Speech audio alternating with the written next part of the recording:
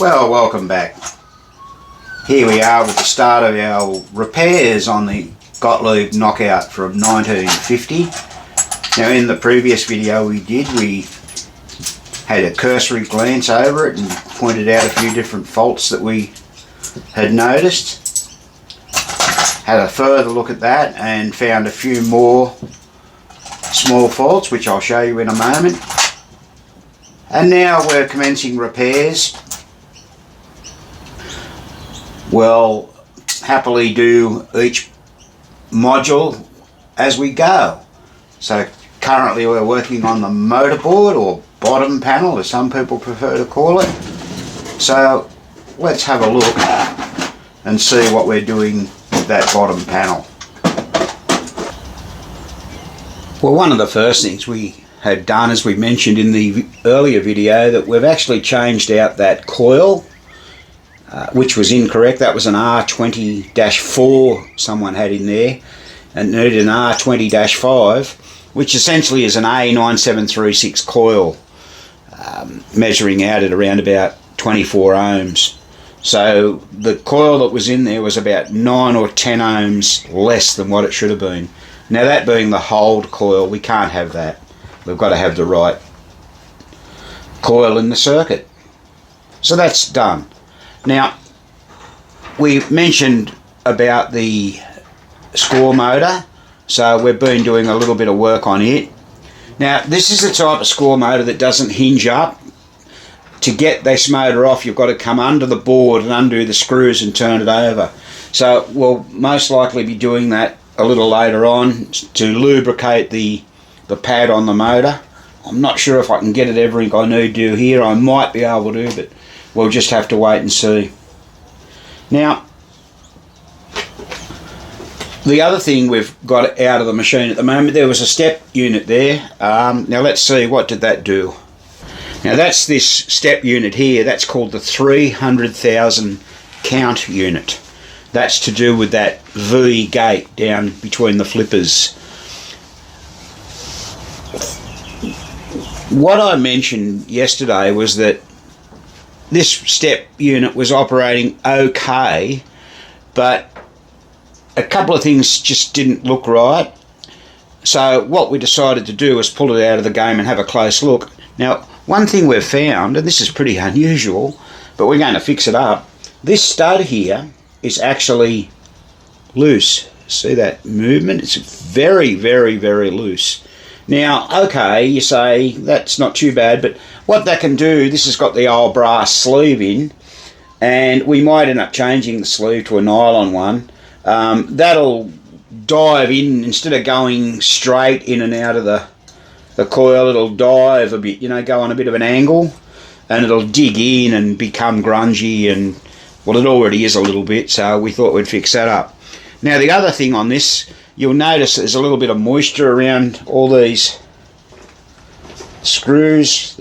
That's the pivot screw for the drive arm, and that's the nut for the shoulder screw. I went to loosen those yesterday. Wow, they just couldn't be done. So overnight I've let those soak, and now hopefully we can get a nut driver on here and, oh, let's see. Yeah, okay, yeah, that's loose. Right, that's good. That's good. I didn't want to break that. We do have those in stock, people, but you know, sometimes you've just got to, I would like to have got that off yesterday. Just there's the washer there, the spring washer. But that wasn't going to be possible, so I just had to wait till the next day. And now let's turn it over. I could not get that screw loose. It was bad. Hopefully we'll be able to do something with that now. This is just your standard step unit. It's a subtracting stepper, as you'll notice.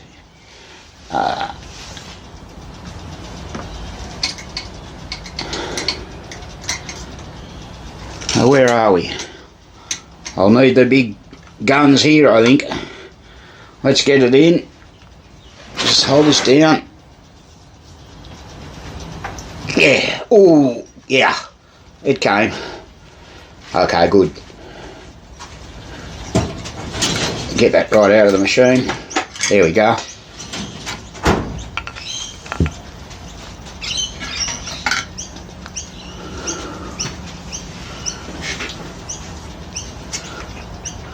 That's interesting. Notice this particular stepper here hasn't got the white nylon piece on the end. I wonder, are they supposed to be there? I'll have to try and see a photo of one. Maybe those older steppers didn't. No, I don't think they did. Remember, this is from 1950, so they might have decided to add that. Let's just... Well, plastic wasn't as common. No.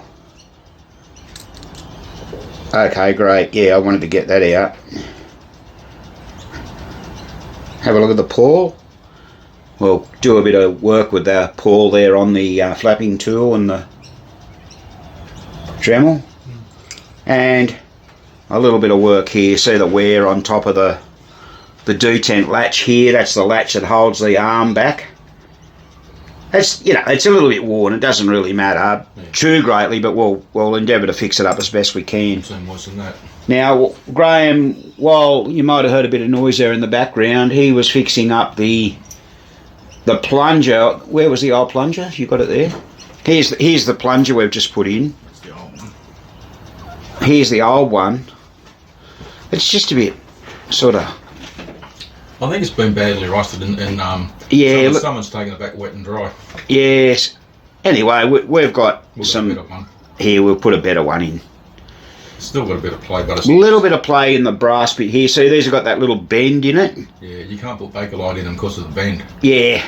It's skew with and it gets stuck in their But it's not too bad. Yeah. It's going to improve the operation of that stepper dramatically.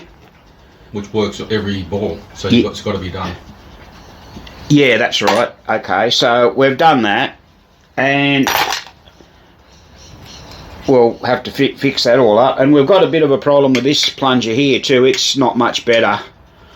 It's a little bit oxidised and everything like that, so we'll fix that up. Now, interestingly enough, there's no circuit board on the back of this particular step unit, so the escapement wheel just comes through and it's held on with a pin. So we'll take that pin out and remove that wheel so we can get a bit of lubrication in the shaft there. We'll take this off now, and Probably be a little bit tight. yeah, it's all come off, Graham. That penetrating oil we left on overnight. Yeah, but that screw might be tight. Oh no, I don't think it should be. We'll soon find out, won't we? Let's do it while we're live. Let's do it. Let's do it. Damn pinball machines consume our lives, don't they? Let's get a screwdriver in there. Ah, it's nice. A lot easier. Yeah. Nice, nice, nice.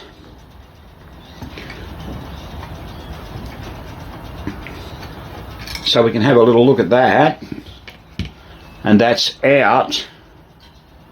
Now, what we're going to do now, I'm going to give that to Graham, and he's going to put that in the vise, and you can see that. Let's get it in focus. You can see that spinning. So let's go and put that in the vise. If it's not, Otherwise, we're going to have to hit it with a ball peen hammer. Yeah, but Maybe we'll try that first. No, you won't get it in Kim. You haven't Yeah, it's a bit hard. There's not a lot of room. Or a punch. Because of that arm. Yeah. So, I could use a punch, but I'll try to press it. yeah, first. just give that here for a second. So when I was a high school student, many, many years ago, you were taught to do things like this. And what they used to do, they used to get a centre punch, and you'd get that centre punch and hit it around about in the centre there, and that will spread your rivet and close it down. But we might do that first. I think that's going to be the way to do it. We'll have a go. Okay, I'll let him go and do that. I'll try to press it. You'll hear a bit of noise in a minute. That'll be just me hitting my thumb. Yeah, it could well be. I mean, There we go. machines this age. Done. Done. All right, beautiful. Let's have a look. Has he done a good job, people? Yes. No, Spanky done it. I got it in. Spanky did it? Yep. Did you just squeeze that in the vise, did you? Yeah, that's all. Because I didn't hear any noise. That's all it needed. Okay, that's all it needed. So that's all good now. Let's do it again so you can see. I'll give it a quick clean on the buffer. Yeah, we'll clean that up. Yeah. All right, that's nice. So that's done. Yeah, but I'll take this spring off. Yeah, well, first of all, we've got to take a split pin out of the back there, so to get that off, and then we'll take that off. Where's it, Lily? There it is. And the pliers. And the pliers, there you go. All right, leave us to our own devices and we'll show you what we get up to next.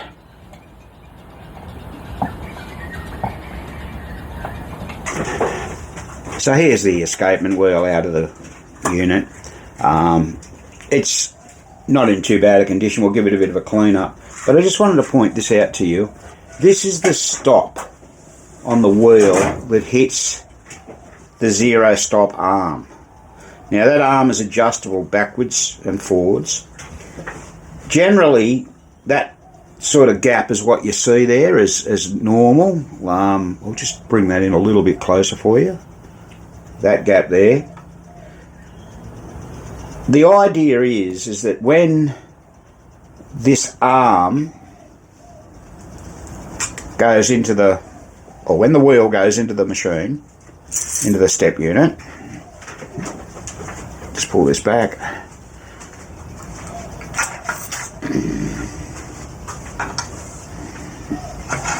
You pop it in, and that won't go any farther now. That's being limited by that stop. And the whole idea of that is, and we've pointed this out before, is that the actual, that tooth has to be able to fall in there cleanly. If it doesn't, if it's sort of up too high, you need to adjust the stop so that I can move, just pretending I'm moving that stop toward the right. That's going to raise that tooth up a little bit. So if that tooth was hitting there, you'd need to raise it to let it fall in. That's what that adjustment is. You don't have to change it very often or alter it, but sometimes you do. So now we've got that out, we can clean that wheel up a bit. The torsion spring's not in too bad a condition. That's the little hole there where the pin goes through. You can see the hole there in it. Split pin. There. And it looks like, I dare say, someone's homemade these. I don't think they're original. But needless to say, they'll probably do the job. So the only other thing we've got to do now is remove that and polish it. So let's get and finish this step unit off. So here's the step unit all back together again. That's the 300,000 count step unit. The idea is 1 step, 2 step, 3 step, can't go any more. And I guess when the ball drains, reset. Now, we've cleaned it up a little bit better than it was. You know, that's just cosmetic. It really didn't have to be done, but it does look a lot better than it did. But one of the main things that we had was that with the drive pawl, which is here, there's your drive pawl, we noticed that when the detent was released, we want two things to happen. We want the reset arm to drop cleanly into the tooth, which it is, but we also want the drive pawl to drop cleanly into the tooth, which it is. It wasn't before, it was sitting a little bit high. So what I had to do, I had to adjust this arm, or stop I should say, down a little bit to allow that pawl to fall in properly. And I also had to adjust the drive arm up stop. It was jam tight. Remember the old paper trick? Put a bit of paper in there, hold that up as far as it'll go, and you just want to be able to drag it out. I couldn't drag it out before, I broke my paper. Right there, it comes out nice and cleanly, just by adjusting the screws up and down. That's because two reasons. We changed this plunger and the wear in the coil stop, so that gives it more travel, allows that to travel further. So that's all good. So we're away on that now. Now what's going on over here? Graham's up to something. What's he doing? So what he's doing, we were getting a little bit of binding on the knockoff switch. On the knockoff switch. There's the knockoff switch just there. Now, for those who don't know, back in the day, the operators, instead of turning the games off at the wall, they used to go along and kick the cabinet underneath, which would slam tilt the game basically. I've just got to screw that down yet. So obviously back in 1950 they just went through the wood, but I guess the wood's swollen and that over the years, and it was just a little bit bitey. When we got it, it was actually stuck closed. So this is the actual bearing, or bushing I should say, that they put in later games, and we're just correcting it with one of those. This one's actually out of the zipper flipper mech. Oh, right, yeah. Pretty sad we had to wreck a whole flipper mech to get that. Yes. So we've found a few other wires that we've had to attend to with the solder, but that's okay. We're checking them all. We've just gone through all those R relays at the back of the screwdriver there. They're the target relays, D, E and F. And as I mentioned earlier in the video, we're going to be removing the score motor. We're going to undo it from the base so we can tip her up and oil her. So we're making a little bit of progress on this now. How's that? Yeah. It's getting underneath, it's alright. Oh yeah, that's a lot better, isn't it? Give it a bit of a room. That's any days. He polished up the actual metal shaft. That was pretty bad. Yeah, there it is there. And a couple of circuits go on each. Yeah, we've got clips go there. We might have to raise this switch a bit. We've got to do an adjustment, we don't know yet. But whatever, it's better than what it was. Alright, Graham's already done the X, G and J relay over there that you can see just in the photo there. Yeah. We soldered a wire on there as well. We've got to check all the motor switch adjustments in a moment. Yeah. And then we'll be ready to put the motorboard back in, and I don't know, next what do we work on? Maybe the playfield. Under the playfield.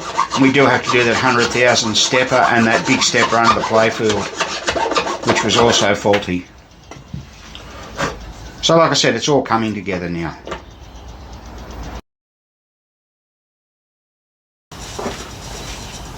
Alright, there's the motorboard all complete now. We've powered it up on the bench. It starts, runs, doesn't blow any fuses. We've still left the circuit trip in there, circuit breaker, just in case.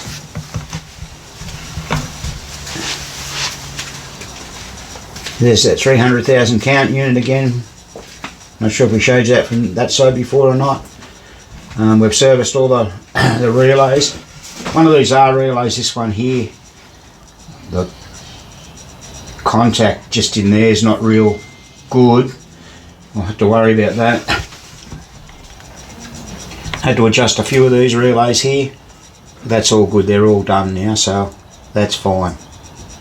Now we've started on the back box mechanisms. So here we are, everything's, the step units are all out, being cleaned in the ultrasonic cleaner. Both step units weren't functioning correctly. I thought it was necessary to pull them down and do them.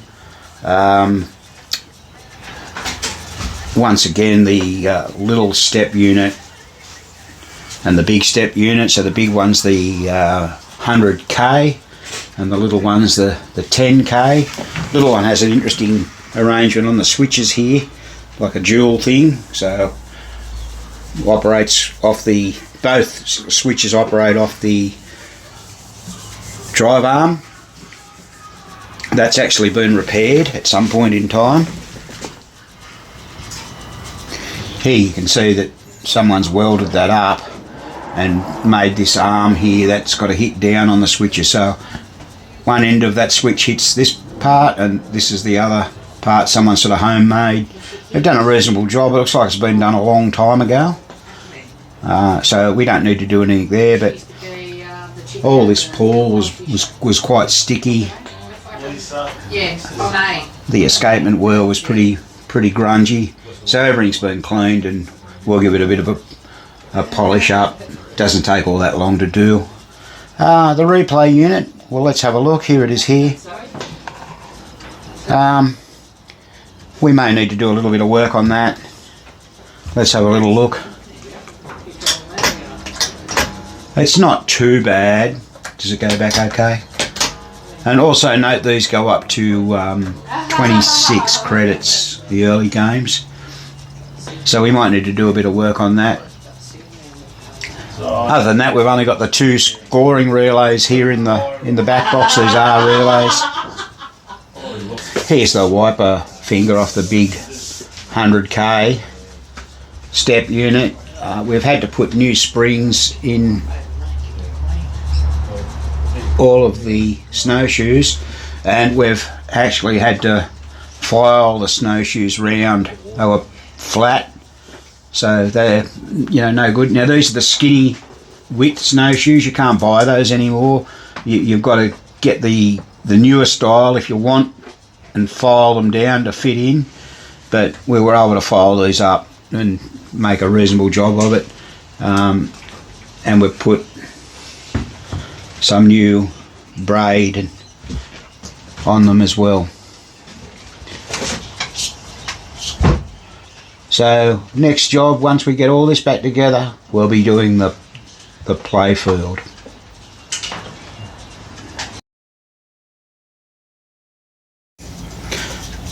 So I just thought I'd share this with you while reassembling the small step unit here. Once I got it back together, I noticed a problem. Now, I'd reassembled it all, I'd hooked all the springs back up and everything, and what happened was when I operated it, that drive arm got stuck in the air. Now remember, that was under spring tension. So what I did, I removed that spring, just the pull was causing that to stick there. It's moving up and down freely now. I'll just take the escapement wheel out so you can see what I'm talking about. Here we go. This was sticking up in the air like that, and it wouldn't fall down freely under its own gravity. Now, obviously that's not right, and I wasn't going to let it go like that. I wanted to investigate why that was occurring.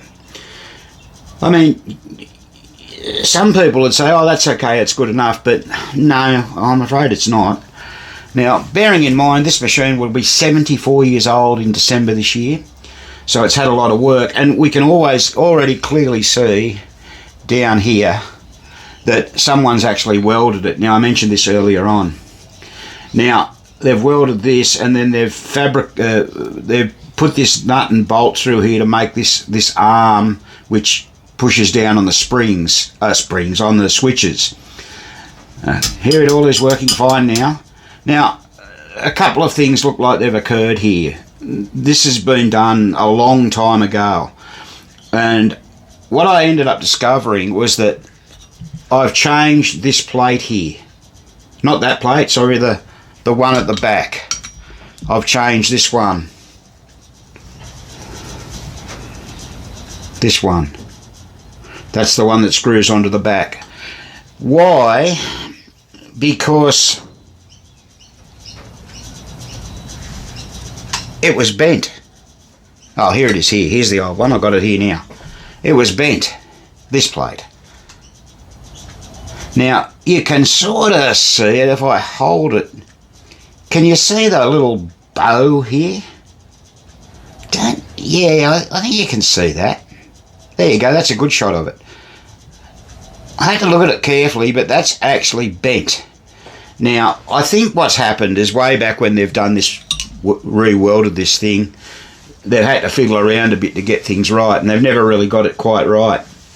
Because what I'd actually noticed, what they did, they've actually riveted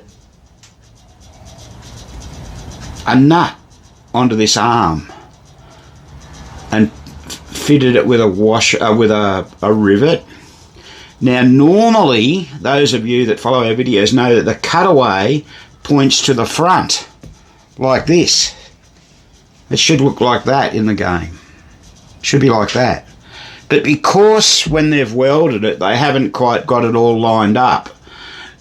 If I put the plunger around the other way like I just showed you, what happens is it makes it like that and it will stick. It sort of pulls it over a fair way. See how that goes in a bit of an angle? Now that's a new coil sleeve. We've got a new coil stop the customer had already fitted. So that was what the problem was. A bent bracket here and the way this went in. Now, you wouldn't credit that, would you? And it's all because of this repair that someone's done at some point in time. Well, that's fine. We've overcome that now. We'll just put it all back together. We'll adjust it. I've had to undo these two screws at the back. So I'm going to have to adjust the drive. That's these two screws here. Let's do that while we're on the job. We'll adjust that. So I loosened those two screws on the back. Now we want this to drive. The pawl comes down, runs over the tooth, down, and roughly half a tooth more. It's roughly, I'm just pushing it up gently. What I've done, I've loosened the screws on the back of the casing, and I'm reasonably happy with that. So let's tighten that up. At the same time, you've got to make sure this is perpendicular with the frame. I'm talking about the casing here. This casing, finger's too fat. Thin part's the frame, and that's the casing. So we want that to be perpendicular, otherwise it'll go skew whiff as well, and you could end up with trouble. Alright, we're happy with that. Now all that remains to be done is adjust the drive arm upstop. Because we've altered the case and adjusted it, we're going to hold that up in the air, and that paper's coming out way too easy. You can actually see a gap there, so let's just go ahead and adjust that, and Bob's your uncle. Alright, we've adjusted the drive arm upstop. We just had to let it come down a little bit. Now we'll put the bit of paper in. There it is, and we should have a light drag without breaking the paper. You can just feel it dragging. That's really good. Remember, it had a new coil stop. The owner put a new coil stop in, so that's adjusted perfectly. The other thing we just did, this screw here, the head had been a little bit damaged. You can sort of see the damage on the end. We've actually just got a hacksaw and run it through there. Didn't have to do it to this one, but did it to that one. Just makes it easier for the next time it's got to come undone. Hopefully in another 70 years if it's still going. Alright, we'll put this back in the machine now, and then we'll put the 100k stepper back together.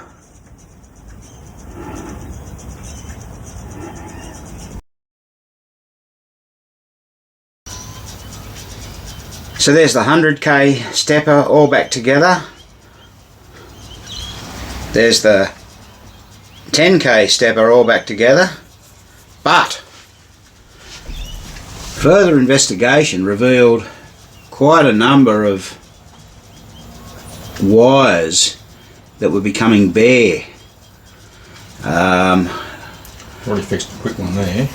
There's one we've done there. Now, as much as it's a pain, this is for your lights, your general GI. we decided we better do something about it. Well, you can't have that much exposed. Yeah, there was just too much exposed on that one. Look at that, the length of what we've got to do. So, all in all, it's sort of worthwhile. Like I said, it is a lot of extra work, but we thought before we mounted the switches back up onto the game, we would do it. Alright, Spanky insisted. We'll give him a hot foot. Yeah. We can't see too many others having a look around. Obviously they're there, but needless to say. So, pretty much once we've done that, this back box is completed. We'll do our next video on under the playfield and then reassembling and troubleshooting the entire game. So that'll be a total of 3 videos on this particular one. Not often we get to deal with these older machines. It's quite a lot of fun, really. Probably won't say that when we have some trouble, but yeah, very nice cosmetically, but a lot of work mechanically. Absolutely. But we're up for it. Spanky's keen to go. Yes. Oh, and just got to solder the wires back on here as well. Yeah. So this one's driving quite nicely now. Remember I said before there was just something about it. Well, obviously that was it, the drive arm bit that we talked about earlier on. Now please remember to subscribe to our channel. Give us the big thumbs up for taking the trouble to make these videos for you. And more importantly, keep watching. So this has been another Goat Shed presentation.